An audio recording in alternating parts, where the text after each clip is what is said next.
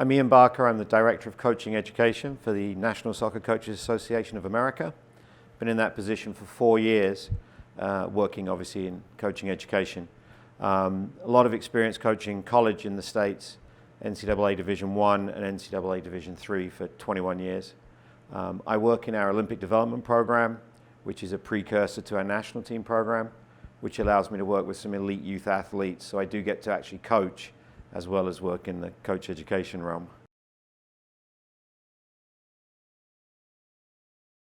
The presentation is based off some experiences I had in 2014 with Ajax of Amsterdam, the Belgium FA, the German FA.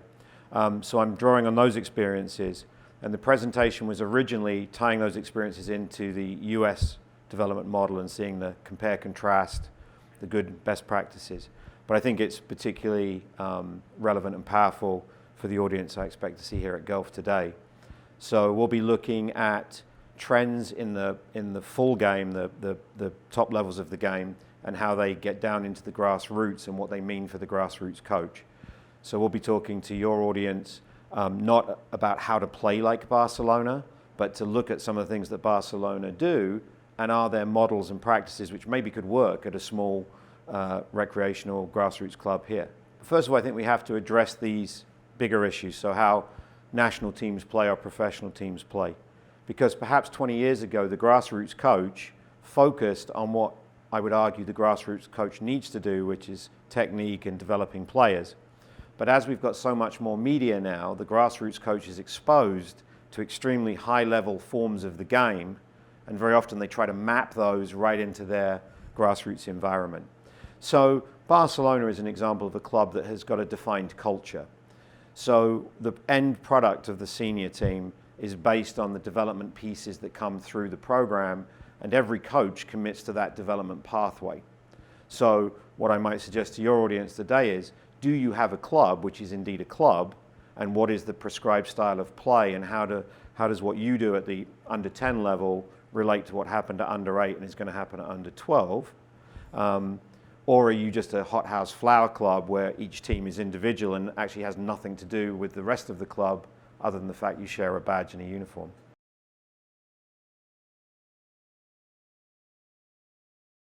Well, other countries, for a start, and the Belgians said to this right off the bat, is we have a massive advantage over you because we're small, so we're 300 kilometers.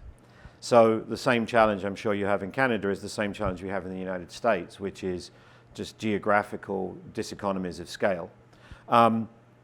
So some of the things they're able to do in a country like Belgium is when they have a direction, they're able to implement it nationwide and monitor it and evaluate the efficacy of it in a really easy fashion, which we just simply don't do here. So we have this sort of notion that we get central government, be it from an FA or a province, or in the States, a state association, but that doesn't always translate to what's really happening in the field. And some of that is just pure geography.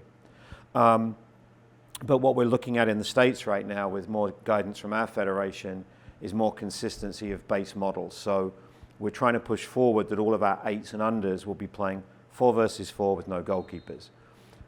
If that initiative takes hold, if our grassroots clubs begin to do that, whether that's the right model 4v4 or whether it should be 5v5 with goalies, whatever the model should be, at least we'll be building around a similar starting point and then stages beyond it.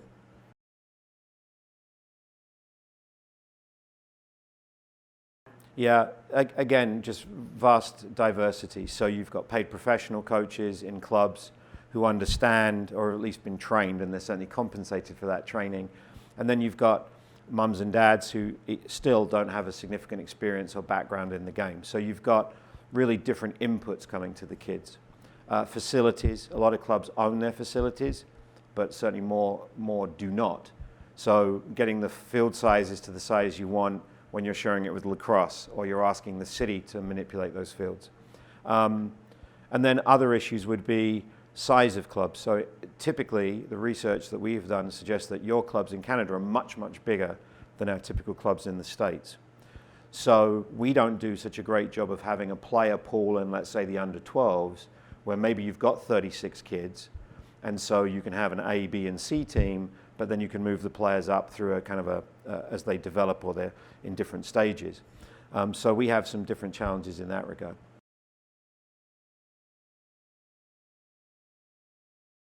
Yeah, for me, it's the number one, number two, and number three thing is enjoy the information, do your best to understand it, but then take it back to your context and apply it in your context. And in my opinion, the good presenters here will never tell the coaches that we're seeing, you must do this, you should do this, because we don't know what it's like in the clubs they're working in. So here's some really good information. You can tweak it to make it a little bit more intense. You can dub it down a little bit, but consciously take this information and then put it into your context that betters for the betterment of your kids.